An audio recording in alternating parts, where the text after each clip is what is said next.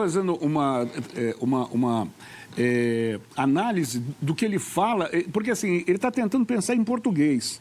E às vezes ele escorrega na casca de banana e usa termos que vão complicar nosso entendimento. Ou frescura, né? Lá na Espanha eles usam o doble pivote, que são os dois volantes alinhados, ou um único só, que aí seria o camisa 5, o primeiro homem de meio campo aqui pra gente. Ele fala sobre o Paquetá jogar nessa função. Não estou comparando aqui qualidade, pelo amor de Deus, tá? Não tem nem comparação entre um e outro. Mas o Ancelotti participou ativamente da carreira de Toni Kroos e o Toni Kroos terminou a carreira dele atuando muitas vezes ou dividindo esse papel na cabeça da área ou como primeiro homem de meio campo. Não aquele volante pegador de muito desarme, mas o cara que iniciava o jogo do Real Madrid com muita qualidade. Uma espécie de regista, vai, para os italianos, mas era um cara que iniciava muito esse jogo. Foi recuando. Toni Kroos iniciou a carreira como um meia de ligação, camisa 10, veio jogar como segundo homem e, sob o comando do Ancelotti, chegou a jogar como primeiro homem de meio campo. De repente, agora, num futebol de seleções, ele possa adaptar o Paquetá a um outro papel. O Ancelotti jogou com o Falcão. Falcão era esse cara. Falcão era um jogador de extrema categoria, que era o primeiro homem no meio de campo. Eles jogaram juntos na Roma. Aliás, eles são bem amigos, né? Estavam juntos aí outro dia, num jogo aí do Campeonato Brasileiro, acho que era o jogo do Bahia, inclusive. O Léo citou com muita propriedade o Toni Kroos, que até baixava um pouco pelo lado esquerdo, né? Para sair jogando. Um cara que não errava passe. Então, mas não tem uma coisa, porque eu entendo que o meio-campo hoje talvez seja o foco principal onde que ele está tentando articular. E aí eu estava lembrando na Copa de 2002, que o Filipão teve que encontrar em Gilberto Silva e o Cleberson. Cleberson, né? Jogadores... Mas o Edmilson subia, era um híbrido. Então, mas assim, também ninguém apostava nesses caras, o Filipão foi lá, apostou em duas figuras. É muito boa a comparação com 2002 para mostrar o que pode acontecer na Copa de 2026. Porque ele começa só com o Gilberto Silva e Juninho Paulista, rival do Ronaldinho e Ronaldo. Não funcionou. Ele tentou botar um time mais ofensivo, o Filipão, não deu. Aí ele falou, precisou tirar o Juninho, naquele sufoco que o Brasil tomou contra a Bélgica, colocou o Cleberson, o time fez assim, porque ele encontrou um equilíbrio. Acho que tudo passa por equilíbrio, Kaká. Num primeiro momento você pode olhar, de repente, para uma formação com o Paquetá sendo o pivote, ou seja, o volante. Falar, que maluquice é essa? Tal. Não, pode ser mais equilibrado. Mas o Casemiro, ele não abre mão. Não vai tirar. Ele não abre mão no Casemiro. E assim, ele Mas numa circunstância como a de amanhã, desculpa. À vontade. Desculpa mesmo. Em que ele não tem o Casemiro, imagina uma Copa do Mundo. O Brasil propondo mais o jogo do que o adversário. Quando a gente pensa numa Copa do Mundo, a gente precisa imaginar uma seleção formada também com características diferentes para se adaptar aos cenários possíveis, certo? Eu acho que falta ainda para a seleção brasileira um 5 que pense o jogo como o Jorginho pensa o jogo do Flamengo. É que o Flamengo joga de forma diferente. O Flamengo joga com doble pivote, né? Que ele fala, com os dois cabeças de área. É diferente. Se ele fizer isso na seleção brasileira, ele vai ter que mudar posicionamento de jogador de meio campo, vai ter que jogar necessariamente com... Eu acho que dá para fazer essa adaptação, mas não sei... Ele não mostrou isso ainda na seleção. Mas é um cara que quando ele consegue um passe mais vertical... ele clareia o jogo. Não, sim, e ele é um cara, Ivan, que sabe dosar muito o jogo. Exato, ele é muito bom jogador. Muito bom. É que ele se naturalizou, ele passou a jogar pela seleção italiana, mas ele poderia jogar pela seleção brasileira, jogadoraço. Eu só acho que o Brasil precisaria ter um cara, ou precisava de um cara, que pudesse pensar mais o jogo para a seleção brasileira, principalmente quando a seleção se depara com um adversário totalmente fechado, onde você vai precisar que o passe entre com mais qualidade para você tentar superar as linhas adversárias. O Casemiro hoje é muito importante pela liderança que ele exerce e tem um peso diferente para quem está do outro lado. Opa, é o Casemiro lá, né? Eu acho que não tem como tirar. Eu também acho que não tem como tirar. Ele tá fino, né? Vocês viram o jogo contra o Che? Exato, Fininho, exato. fininho. Não, esse está focado para 26. Mas olha, antes do Ancelotti assumir, quem é que pensava no Casemiro na seleção? Não, Ninguém falava no Casemiro. Ostracismo. É que ele estava mal no Manchester United, ele começa a melhorar justamente no final da temporada e tal. E tem uma coisa importante em cima disso que o Ivan falou, se vocês me permitem, rapidinho. Ele destrava o jogo também. Destrava. Contra a Suíça na Copa do Catar, o gol é dele. 0-0, o Sommer pegando tudo, tal, não sei o quê. Quem faz o gol aparecendo na área é o Casemiro. Bate de fora do pé, assim. Ele sabe fazer isso. O Léo mostrou algumas movimentações, o Casemiro Isso que eu aparecia. ia citar. Exato. A gente falou sobre os jogos contra Paraguai e Chile, especificamente um jogo com o Paraguai, quando o Brasil era pressionado no seu campo, o cara que o Brasil procurava para esse passe, para romper a linha e para depois achar um ponto, era sempre o Casemiro. Então, acho que ele tem essa qualidade. Ele não é um exímio passador, não é o cara que eu coloquei aqui, um Toni Kroos da vida. Mas acho que ele tem uma importância gigantesca para a seleção brasileira. Só para falar de um contemporâneo dele, ele não é o Fernandinho, né? Não tem o passe. Era um senhor jogador de O futebol. Fernandinho era um... clareava o jogo. O Fernandinho só é questionado no Brasil e por conta de algumas situações envolvendo a seleção brasileira, mas um senhor jogador de futebol. Agora, eu não posso deixar também de citar aqui que a ausência do Casemiro, claro que a gente pode discutir a escolha, tá? Que ele fez na carreira, saindo do Real para chegar no United, beleza? Por conta do que é o United hoje. Sim. Que é um clube grande, mas passa por um momento bastante delicado. Mas vocês da imprensa... Qual você faz parte, meu amor? Você virou Marcelo Barreto agora para falar isso? Ele fala isso? Fala. Ele está coberto de razão. Ele virou Alberto Vocês da imprensa, toda vez que a seleção perde, vocês querem uma reformulação. E aí o Ancelotti chegou para falar o seguinte: calma, existe um 5 melhor que o Casemiro? Eu não vi ainda, então eu jogo o Casemiro. Porque é sempre essa forçação. Pô, agora tem que trocar todo mundo. Perder a Copa, troca todo mundo. Uma seleção do zero. E agora ele está mostrando para todo mundo. Ele voltou a utilizar o Alexandro, lateral esquerdo do Flamengo. Se é o Dorival que convoca o Alexandre, vocês iam arrebentar com ele. Isso é verdade, você tem razão. A gente sempre inicia o ciclo da Copa do Mundo projetando qual será a seleção de 4 anos depois. Isso é impossível. Eliminando todos os caras que tenham 31, 32. Não, esse aqui vai ter 34 na Copa do Mundo, esse aqui não vai jogar. A gente quer chegar em 2026 antes de passar por 2023, 24, 25. Esse tipo de exercício é impossível. E tem gente que já está eliminando o Neymar, por exemplo. Já sacou o Neymar da seleção. Já deixou ele de fora da seleção. Cacá, é legal. Eu não estive aqui no programa de sexta-feira, aliás, tive um contratempo, um outro compromisso, enfim, não vem ao caso. A forma como o Brasil jogou contra o Chile, principalmente no início do jogo, inviabiliza o Neymar na seleção. Inviabiliza.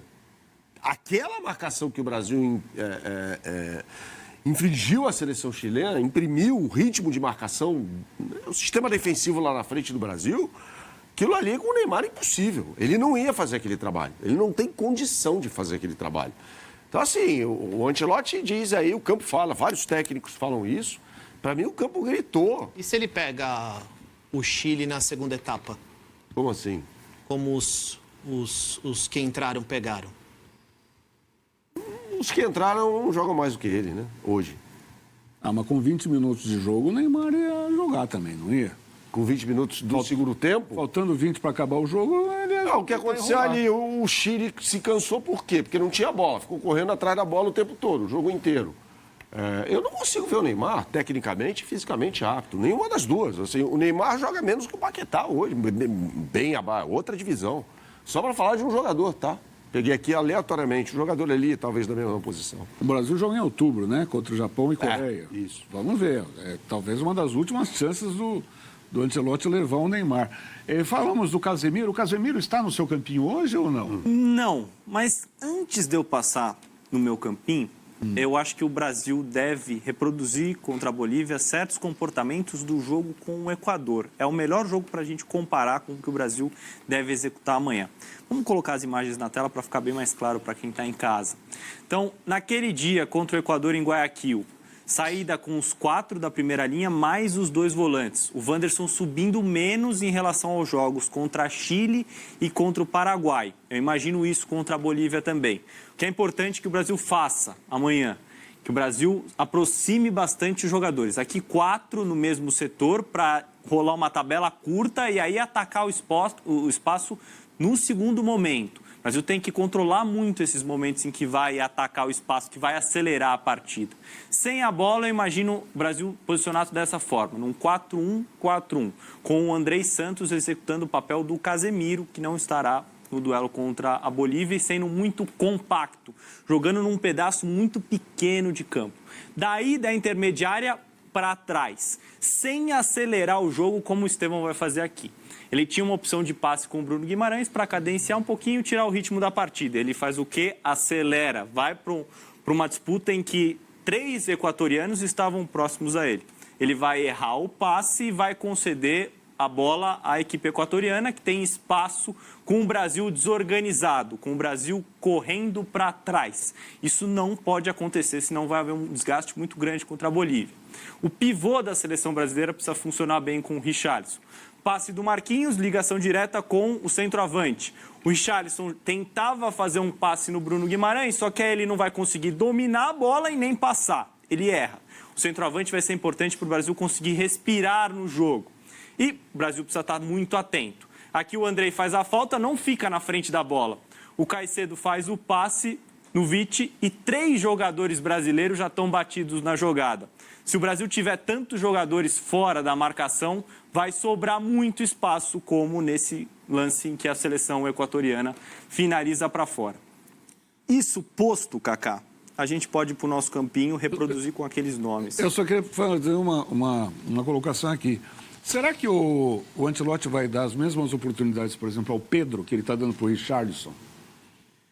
O Richarlison é um jogador da confiança dele, né? Um cara que ele trabalhou no Everton. Então, mas o Pedro faria esse movimento que você mostrou ali? Para mim, o Pedro é mais jogador que o Richarlison, tá? Para mim, o Pedro é muito mais jogador que o Richarlison. Em condições ideais, eu acho que o Pedro estaria na minha seleção.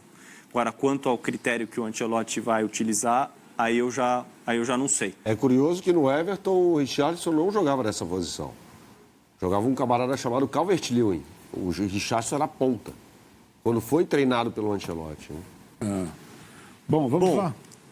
Vamos para o campinho aqui agora, então, mostrar o que deve ser o provável Brasil e como ele deve se comportar. Eu falei de um 4-1-4-1 e ele está exemplificado aqui para a gente. Então, o Alisson no gol, o Brasil atacando da esquerda para a direita. O Vitinho ou o Wesley na lateral, os dois alas passando pouco. Geralmente o lateral da seleção brasileira chega bastante à frente para que o ponta venha jogar por dentro.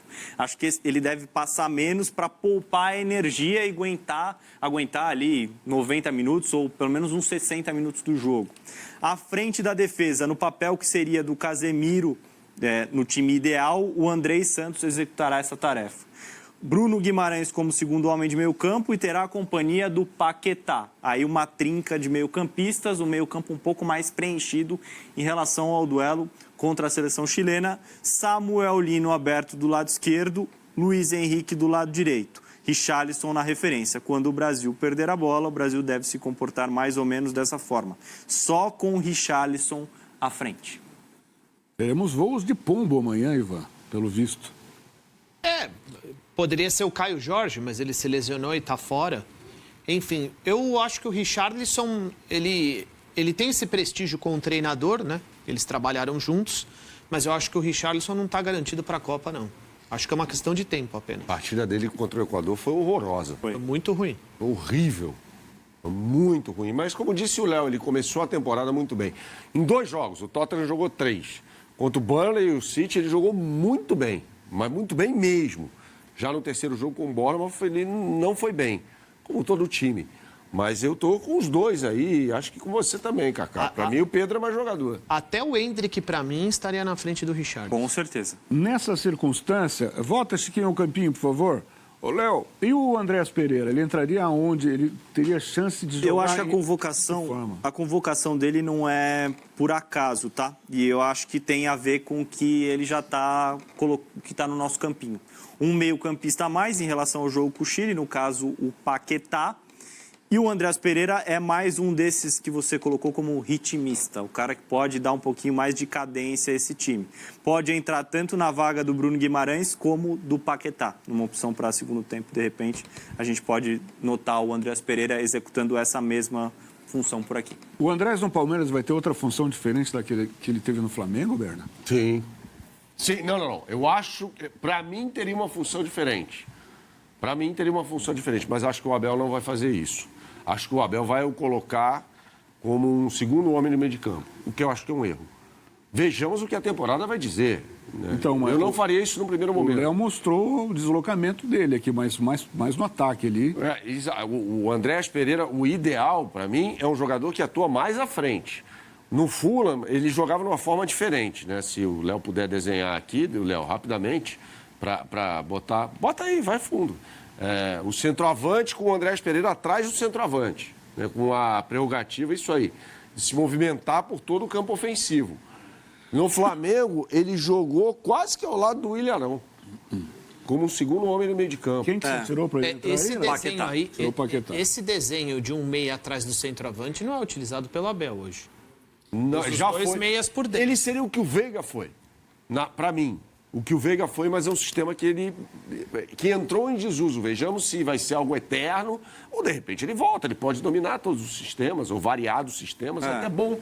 Mas, para mim, ele seria o que o Rafael Veiga foi. É difícil de comparar com a seleção brasileira, porque as dinâmicas ofensivas do Palmeiras vão ser muito diferentes, né? Então a gente sempre coloca aqui, o lateral esquerdo do Brasil geralmente fica mais próximo dos zagueiros e o lateral direito é um cara de mais explosão, de chegada na frente, como está aqui no nosso campinho. No caso do Palmeiras, os dois laterais passam, os pontas vêm para dentro e o primeiro homem de meio campo se alinha aos zagueiros, mais ou menos dessa forma aqui. O que acho que ele pode executar duas funções. Eu também estou com o Berna, acho que seria um desperdício ele entrar na vaga do Evangelista. Ele pode ou ganhar a vaga, hoje me parece impensável, mas ele pode ganhar a vaga ou do Vitor Roque ou do Flaco, o Palmeiras tem um centroavante a menos, e aí nessa organização aqui é possível, de repente ele como esse 10, ou então ele entrar na vaga que hoje é do Felipe Anderson, um pouco Aí, mais da esquerda para dentro. Seria essa aí. Mas Se ele por entrar aí, o Palmeiras vai melhorar. Já que o Palmeiras joga com 2 meias e 2 centroavantes, mais ou menos assim. O Palmeiras, no momento em que tem a bola, o Palmeiras se comporta dessa forma aqui. Aí ele jogaria na vaga do Felipe Anderson, como esse meia que sai da esquerda e vem para dentro, onde está o Luiz Henrique, aqui seria o Maurício, Vitor Roque e Flaco. Muito bem, nós temos tecnologia. Ô, Elia Júnior, você precisa vir aqui para ter umas aulas com o Léo. O Eli fica com os botõezinhos dele lá no tempo técnico. Nós temos tecnologia, Elia Júnior.